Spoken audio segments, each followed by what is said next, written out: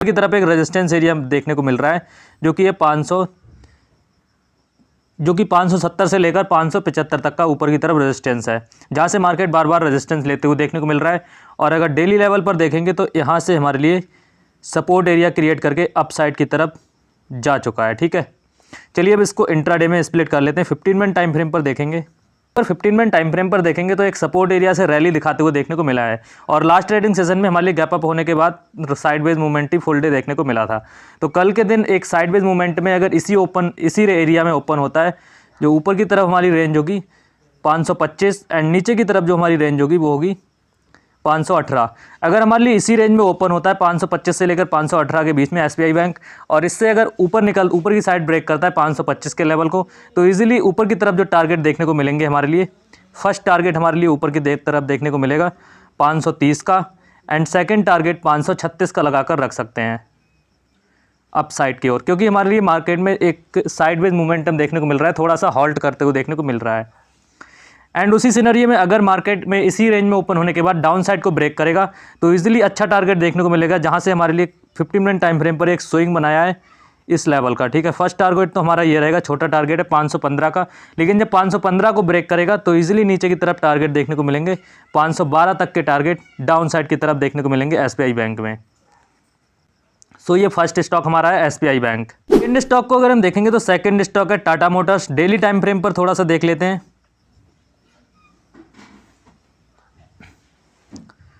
Tata Motors को अगर daily time frame पर देखोगे तो हमारे लिए एक ट्रेंड लाइन पर सपोर्ट लेते हुए देखने को मिल रहा है। इस एरिया से देखेंगे तो इस एरिया से एक सपोर्ट क्रिएट कर रहा है और यहाँ से एक रैली भी ऊपर की तरफ दिखा चुका है। अगर हम पोजिशनल लेवल पे देखें, जब मार्केट में इसके ऊपर क्लोजिंग हमारे लिए देखने को मिलेगी इस लेवल पे, ठीक है, इस लेवल के अगर हमारे लिए ऊपर क्लोजिंग देते हुए देखने को मिल जाता है, यहाँ पर कोई कैंडल क्लोज करते हुए देखने को मिल जाती है, ठीक है, अगर हमारे लिए डेली टाइम फ्रेम पर इसके ऊपर क्लोजिंग देखने को मिल जाती है तो इजीली हमारे टारगेट ऊपर की तरफ ओपन हो जाएंगे, जो कि हमारे लिए होंगे फर्स्ट टारगेट होगा 3% का, और इसके बाद 7% तक के टारगेट पोजिशनल लेवल पर देखने को मिल सकते हैं।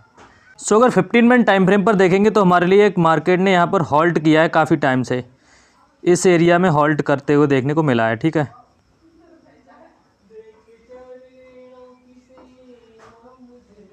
अब कल के दिन अगर मार्केट में इसी रेंज में ओपनिंग देखने को मिलती है टाटा मोटर्स में, इसी रेंज में ओपन होने के बाद 422 को अगर ब्रेक करेगा तो 425 तक के टारगेट ऊपर की तरफ देखने को मिल सकते हैं, और अगर इसको भी ब्रेक करता है तो 427 430 तक मार्केट जा सकता है। छोटे छोटे टारगेट रखेंगे क्योंकि इंट्राडे में हम ट्रेड ले रहे हैं।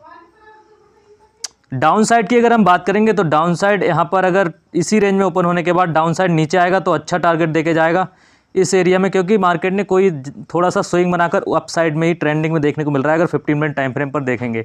अगर 420 को ब्रेक करता है इसी रेंज में ओपन होने के बाद तो इजीली नीचे की तरफ टारगेट देखने को मिलेंगे। 1 से 1.5% के टारगेट लगा के रख सकते हो टाटा मोटर्स इंट्राडे में। एंड हमारा जो थर्ड स्टॉक है वो है इंडसइंड बैंक। इंडसइंड बैंक को अगर हम डेली टाइम फ्रेम पर देखेंगे तो बहुत ही अच्छे सपोर्ट एरिया से ऊपर की तरफ देखने को मिला है। इस एरिया से अगर देखेंगे, यहाँ से सपोर्ट एरिया क्रिएट किया था और यहाँ से अपसाइड देखने को मिला। अगर आप पोजिशनल या इन्वेस्टमेंट के लिए देखना चाहते तो यहाँ पर इन्वेस्टमेंट कर सकते थे 1000 के लेवल पर, और अभी आपको तकरीबन 7 से 8% का प्रॉफिट देखने को मिल सकता था इंडसइंड बैंक में। अगर हम देखेंगे इसी में अभी इस सिनेरियो में तो यहाँ पर एक रेजिस्टेंस एरिया देखने को मिल रहा है, जो कि ये लेवल है, अभी इसको ब्रेक नहीं किया। अगर इसके ऊपर क्लोजिंग देखने को मिल जाती है, जो कि है अपसाइड की तरफ 1088 के ऊपर डेली लेवल पर क्लोजिंग देखने को मिल जाती है, तब हमारे जो टारगेट ऊपर की तरफ ओपन हो जाएंगे वो तकरीबन 8% के ओपन हो जाएंगे, जो कि फर्स्ट टारगेट 1200 तक के लेवल देखने को मिल सकते हैं इंडसइंड बैंक में ऊपर की तरफ। ये तो हो गया हमारा पोजिशनल लेवल पे, डेली लेवल पे एनालिसिस। अब चलते हैं इसके कल के लिए क्या ट्रेड कर सकते हो उसके बारे में बात करते हैं। 15 मिनट टाइम फ्रेम पर तो ये भी हमारे लिए एक रेंज बाउंड देखने को मिल रहा है, टोटली रेंज में देखने को मिल रहा है। ऊपर की तरफ जब ये ब्रेक करेगा 1077 के लेवल को, और डाउन साइड की तरफ जब ये ब्रेक करेगा नीचे के 1060 के लेवल को, तब इजीली नीचे की तरफ जो टारगेट देखने को मिलेंगे, फर्स्ट टारगेट हमारा रहेगा 1050 का, एंड दूसरा टारगेट नीचे की तरफ इस स्विंग का रहेगा 1039 का देखने को मिलेगा डाउन साइड की तरफ। कंडीशन ये होनी चाहिए मार्केट में इसी रेंज में ओपनिंग देखने को मिलनी चाहिए जिस एरिया में मार्केट ने पूरे दिन कंसोलिडेट किया है। इसी रेंज में ओपन होने के बाद अगर फर्स्ट 5 मिनट वेट करना, फर्स्ट 5 मिनट वेट करने के बाद अगर ये ऊपर की तरफ ब्रेक करता है तो हमारे लिए अच्छा टारगेट देखने को मिलेगा अपसाइड की तरफ, जो कि 1077 को जैसे ही ब्रेक करेगा 1090 तक के टारगेट अपसाइड की ओर, एंड सेकेंड देखने को मिलेंगे 1100 तक के लेवल्स देखने को मिल सकते हैं ऊपर के तरफ। सो ये इंडसइंड बैंक के कल के लिए लेवल हैं इंट्राडे के लिए। लास्ट स्टॉक है हमारा आइसर मोटर्स। आइसर मोटर्स को अगर हम डेली टाइम फ्रेम पर देखेंगे तो बहुत बड़ा ब्रेकडाउन तो आते हुए देखने को मिला था। सो यहाँ से एक पुल बैक लेते हुए देखने को मिला है। अगर हम देखें आइसर मोटर को तो यहाँ से देखेंगे तो हमारे लिए एक रेंज का ब्रेकडाउन आते हुए देखने को मिला, उसके बाद प्रॉपर रिटेस्ट के बाद मार्केट में डाउनफॉल आते हुए देखने को मिला है, और अभी फिर से हमारे लिए थोड़ा सा रिट्रेसमेंट कर रहा है। कंडीशन कल के दिन ये बन सकती है, डेली पोजिशनल लेवल पर अगर देखेंगे आइसर मोटर को तो हमारे लिए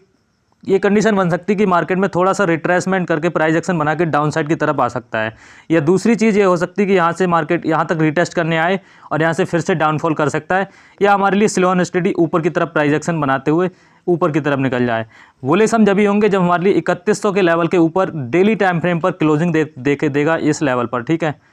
3100 के ऊपर अगर ये डेली टाइम फ्रेम पर क्लोजिंग देते हुए देखने को मिलेगी ये कैंडल, तब हम इसको बुलिश मान सकते हैं, और जब इसको ब्रेक करेगा तब हमें एक ईजिली अच्छा पोजीशनल टारगेट देखने को मिल सकता है, और इन्वेस्टमेंट के लिए भी जा सकते हैं आइसर मोटर में अगर जाना चाहते हो तो। अभी तो सिर्फ इसमें अवॉइड ही करना। अगर हम देखेंगे आइसर मोटर को 15 मिनट टाइम फ्रेम पर, तो Eicher motor 15 minute time frame पर काफ़ी अच्छा सपोर्ट एरिया क्रिएट किया है। यहाँ से देखोगे तो यहाँ से जब अप ट्रेंड में गया इस रेंज को निकाल नहीं पा रहा था, और फिर से डाउनफॉल करने के बाद यहीं पर कंसोलिडेट करता रहा तकरीबन 1 से 1.5 घंटे तक। तो ये लेवल बहुत ही क्रूशियल हो जाता है अपसाइड की तरफ, जो कि होगा हमारा 2966 का। 2966 को ब्रेक करेगा तो अच्छा लेवल देखने को मिलेगा अपसाइड की तरफ, और डाउन साइड की तरफ इस लेवल को निकाल नहीं पा रहा था, जो कि है हमारा ये लेवल, ठीक है 2942 का। अगर कल के दिन इसी रेंज में ओपन देखने को मिलता है, इस रेंज में ओपन होता है, ओपन होने के बाद 2966 को ब्रेक करेगा अपसाइड की तरफ, तो जो फर्स्ट टारगेट हमारे लिए देखने को मिलेगा 2980 का, एंड सेकंड टारगेट हम लगा के रख सकते हैं 3000 तक के लेवल्स देखने को मिल सकते हैं अपसाइड की ओर, अगर इसी रेंज में ओपन होने के बाद अपसाइड को ब्रेक करता है। बात करेंगे डाउन साइड की, तो डाउन साइड जैसे ही इसी रेंज में ओपन होने के बाद 2942 को ब्रेक करेगा तो नीचे की तरफ जो फर्स्ट टारगेट हमारा छोटा होगा वो होगा 2928 का, एंड सेकंड टारगेट हमारे लिए देखने को मिल सकता है इस लेवल का 2900 तक के टारगेट डाउनफॉल की तरफ देखने को मिल सकते हैं, डाउन साइड की तरफ मार्केट आते हुए देखने को मिल सकता है।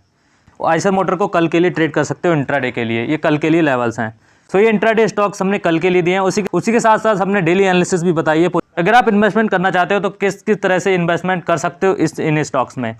तो बहुत ही अच्छे स्टॉक्स देखने को मिल रहे हैं इंट्राडे लेवल पर। देखते हैं कल के दिन क्या सिनेरियो देखने को मिलता है, किसमें एंट्री मिलती है, किसमें एग्जिट मिलता है, और किसमें हमारे लिए अच्छी खासी टारगेट देखने को मिलता है।